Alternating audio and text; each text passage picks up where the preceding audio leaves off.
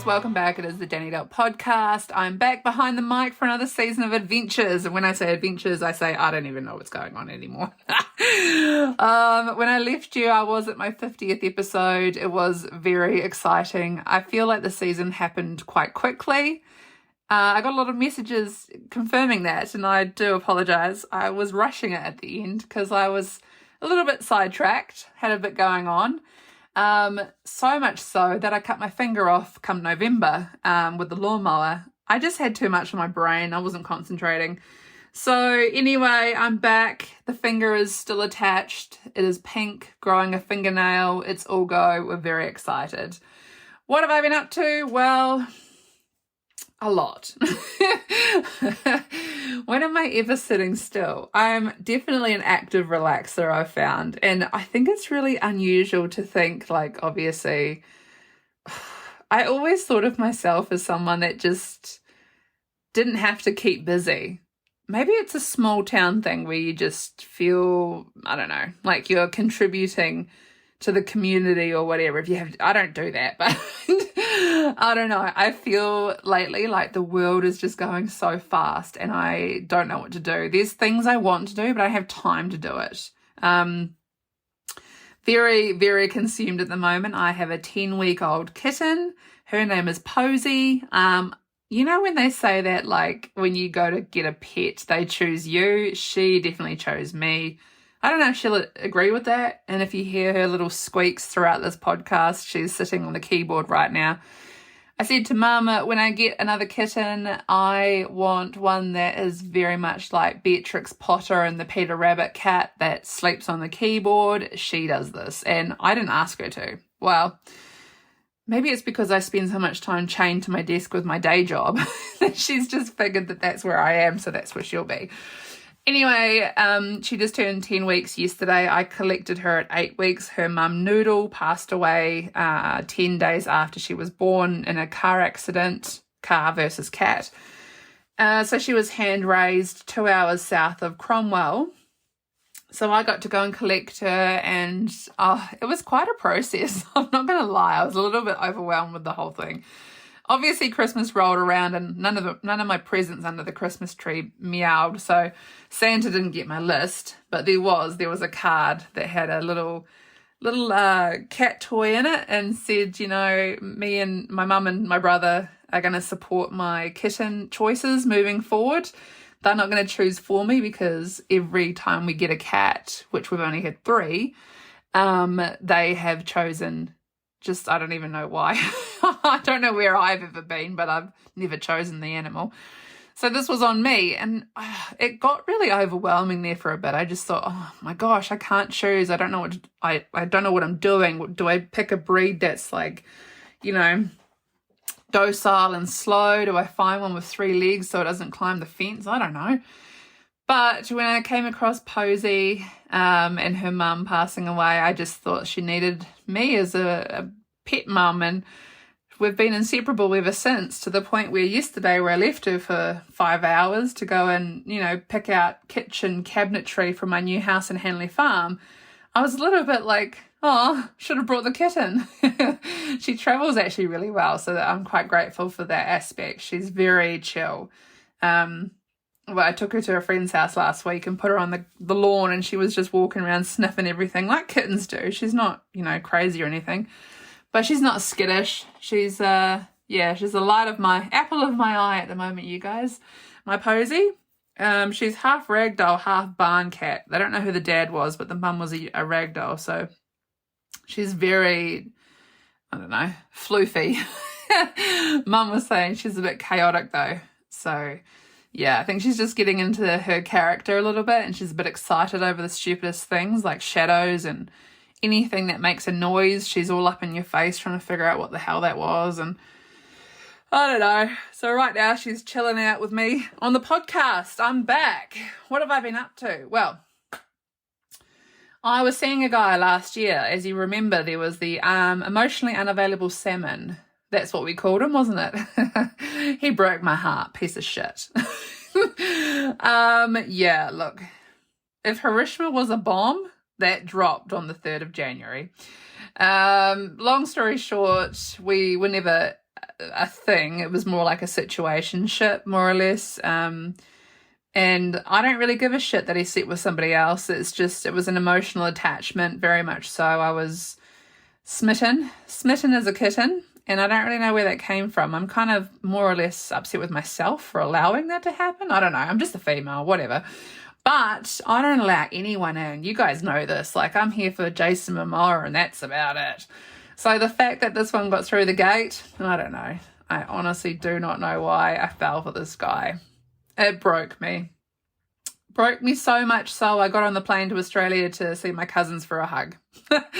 More about that soon. But yeah, so the New Year's rolled around and I did the Spanish tradition of sitting under a table at midnight consuming 12 grapes, reciting the 12 things I wanted to have happen in 2025, which weirdly enough didn't involve too much love because I kind of thought I was really getting it anyway. I was getting a bit of love, you know. And then it was an interesting sort of environment. There was people that were unaware of what I was doing. They were asking why I brought other food into a bar. There was people asking why I was sitting under a table. Well, yeah, some people just don't know that there are other traditions than just doing a countdown and doing a shot or something. I don't know. So we did that. It was all cool. I really don't remember the 12 things. I don't remember if I said them correctly. I don't remember anything. I just know that I tried to read off this list that I made probably 5 hours before I went out that night. So, yeah, it was a bit of a blur.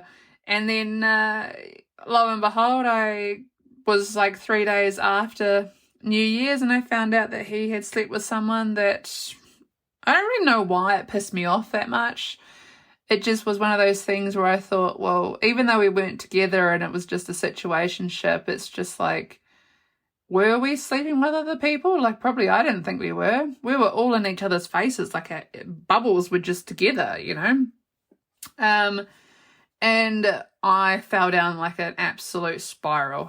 You probably shouldn't tell me these things when I'm 10 vodka sodas deep, that's for sure, because I didn't go into fight or flight mode. I froze. I turned to my friend and I said, I just need a minute. Can you just come with me? And I don't know what I'm going to do. And she was really great. She was just like, whoa, we didn't see this coming and so early on in the new year. And I thought, yeah, that's a bit weird, isn't it?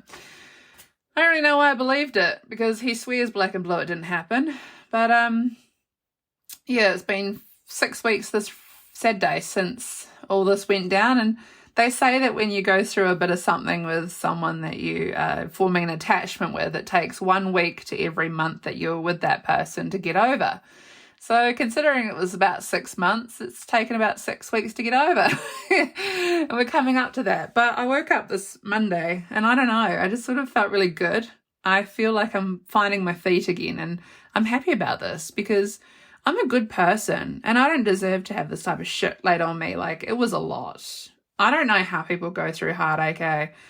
I've seen a lot of weird shit like on socials and I don't know if my algorithm's just absolutely ridiculous on TikTok right now.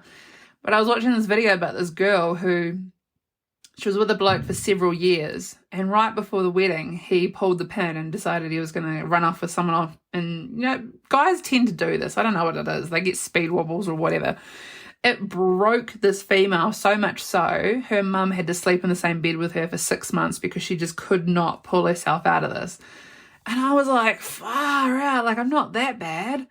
Like probably, I mean, this all happened on a Saturday. By the Monday, I was at the gym facing people. Like mum was like, you need time to like be kind to yourself, Dani. And I was just trying to put like one foot in front of the other. Like maybe that's just my natural instinct. I just have to get on with it, you know? Maybe it's you don't have to show emotion that you actually thought someone was really good and they weren't. I don't know. But yeah, it was a very shitty time and I feel for all my close friends that found out about it and they were just absolutely just shocked. I mean, I spoke so highly of this guy for so long and I genuinely thought there was going to be something really great happen in 2025, which is absurd. I don't know why I sort of thought that. I really was just lusting over this guy. It's crazy. And now here I am with like no brain fog on the topic. I just don't care. But I am a Taurus. You guys know this. I am the star sign of the bull. She's stubborn as shit. You fuck me off, you ain't coming back from that. It is what it is. So it's been a really strange couple of weeks. I was doing really well until I sort of was getting a little bit annoyed at the fact that I don't deserve to be kept inside. I struggle with social environments when something's happened, because I don't want to go out and have a couple of drinks and then see that person, because you just feel inadequate. You sober up really fast, and it's like a bit of a spiral thing. So I was trying my absolute hardest to stay indoors, have a couple of glasses of wine by myself. I was doing weird paintings and like just trying to keep my mind busy. I genuinely feel for people that go through breakups these days. Like, it's disgusting. I don't know how people go from date to date well, you probably build up an immunity to feeling any kind of grief. But for me, this was very different.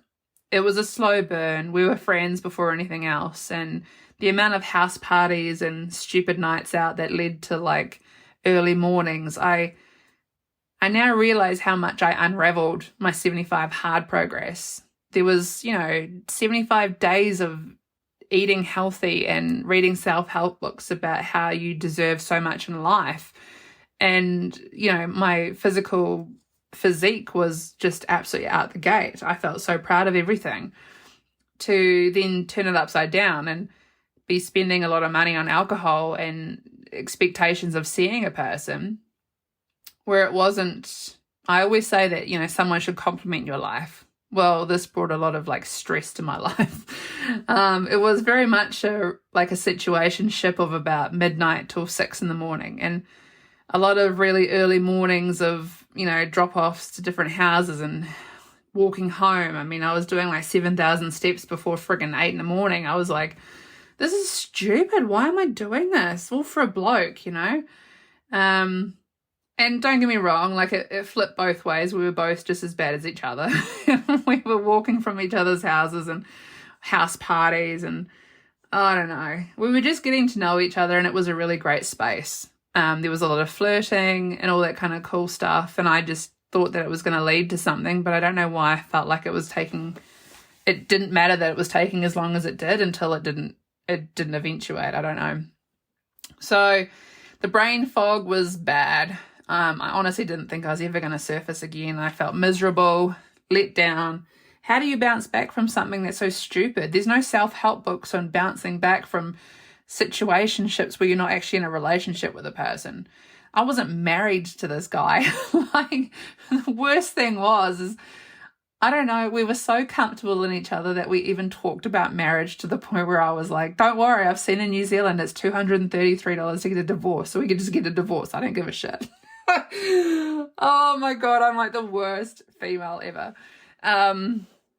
But yeah, I don't know. When you find your person and you think that that's what it is, there's just so much that you just want to have it. And just when it doesn't happen, it's like, what the frick?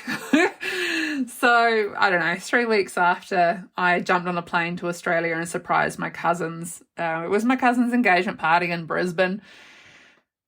If I could have recorded the screams when I walked into that venue that night, it was out the gate. I mean, it was difficult for me because I didn't want to celebrate love. Of course I didn't. I had my heart broken.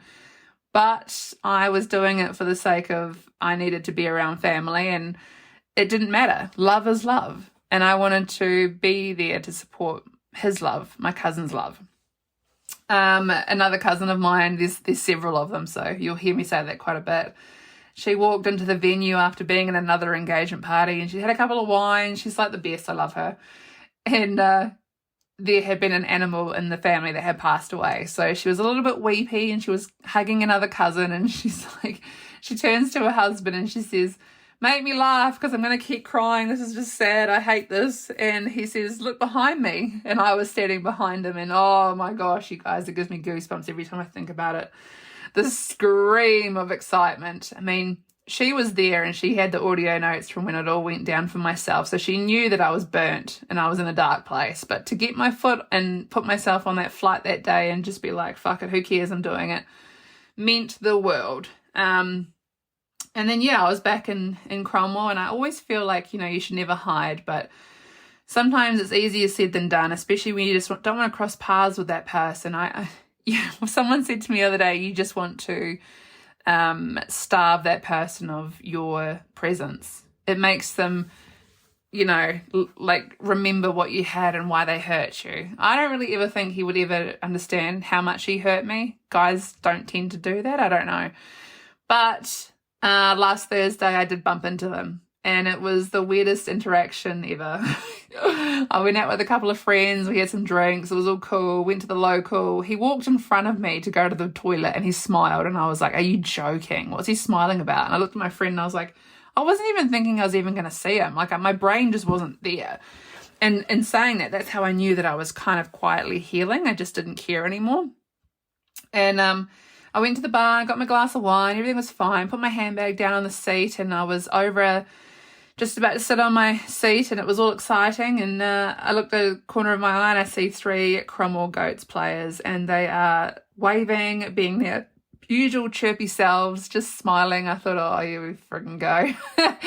I hadn't seen the boys for about a year and a half just because I didn't support them last year. I was busy doing other things.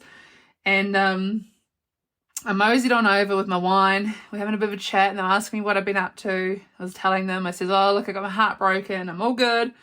Have you got any friends? Being my same cheeky Dani self. And they were laughing. And lo and behold, this bloke walks back into the bar from the smokers area, and he sits in my seat. And I can see it in my peripheral vision. I'm like, oh my God, are you joking me? Why is he sitting there? I said that to myself. I didn't say it out loud. And so the boys were just asking me, like, what type of things I would look for in a guy, like if they had any friends. I don't know. They're the little brothers that just care, and I was so happy to have them, talking to me just like nothing had happened. They're just boys being boys. It's fine. I kind of now look back and think, oh my God, the other one that broke my heart was just very, very jealous of the fact that I was standing with the rugby boys. I went over to my seat and I just looked him in the eye and I said, you're in my seat. Deathly, like quite disgustingly to him. You're in my seat. Get out of it. Take your shit off my table. And I sat next to him. He says, oh, hi. How you been? And I was like, yeah, no, I'm okay.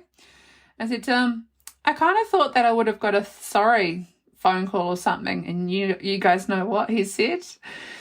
I'm still processing this. He said to me, the phone swings both ways. Are you joking? Are you freaking joking? I can't. Like, where do we find these people? Oh my God.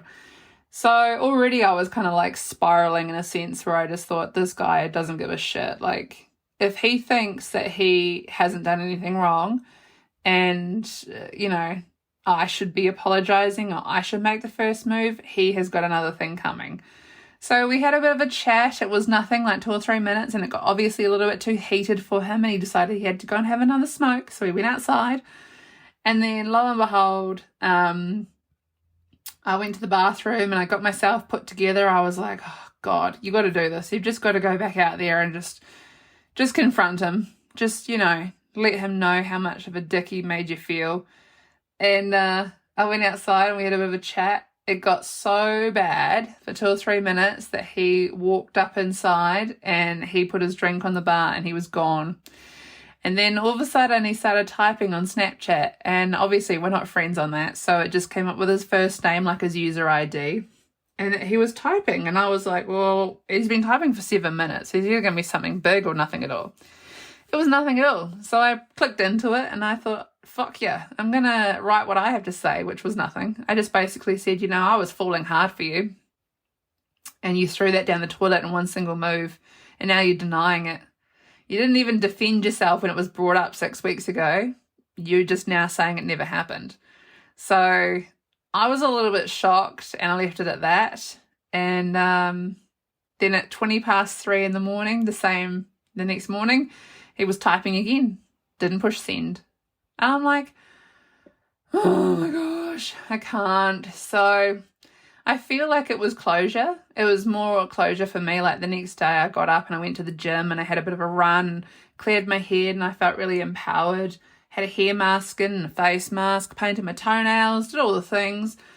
And I don't know, I just sort of bounced back and thought, stuff it, at the end of the day, like, I'm better than this.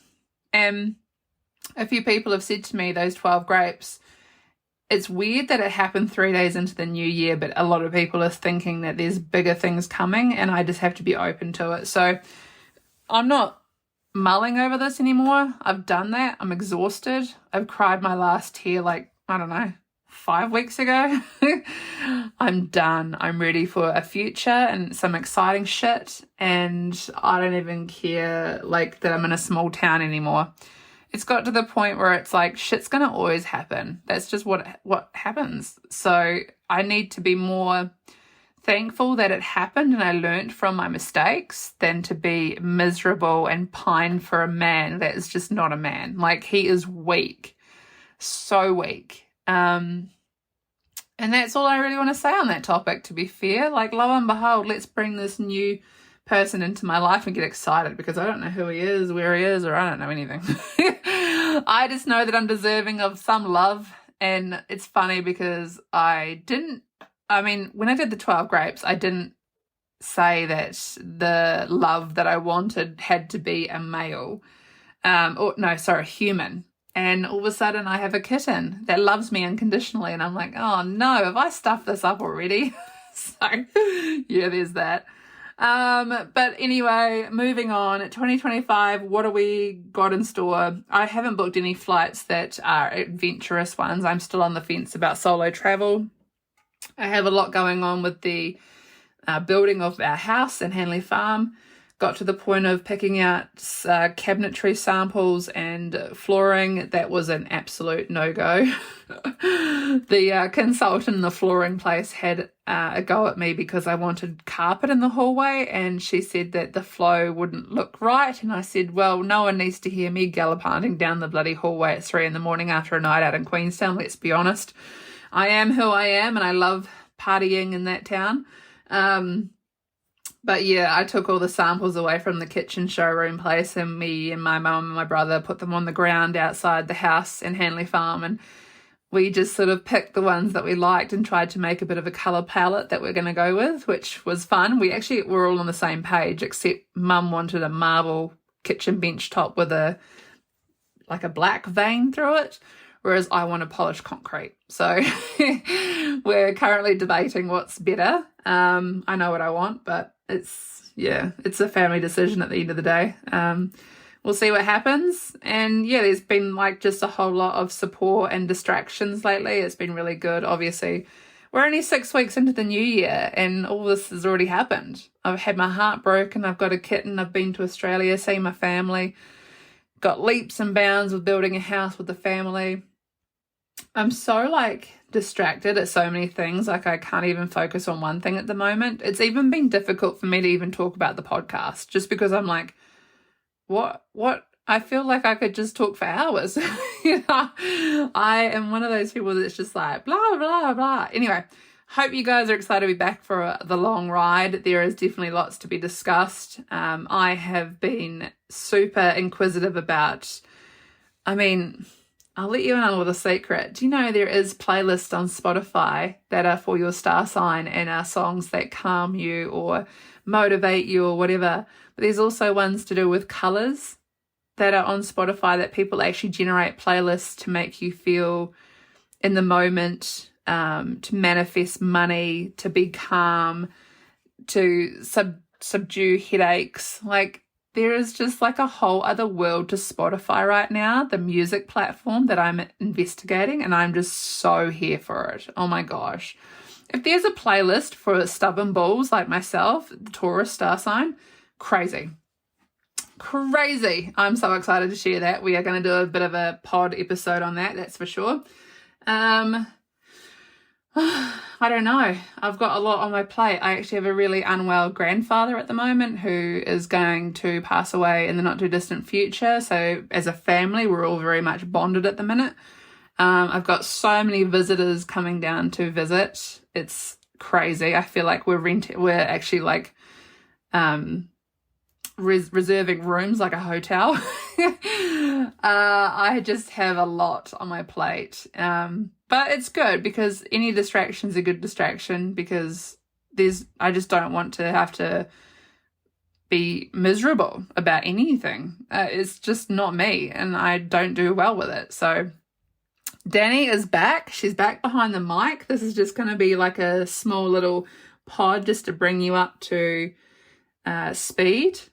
But yeah, I don't really think I have much more on my list of things to talk about. Obviously, I've probably forgotten all sorts of stuff, but that's what's going to happen. And if you have any ideas, please don't hesitate to reach out to me on the Instagram at dani.pod or Spotify. There's plenty of comment boxes on all the episodes.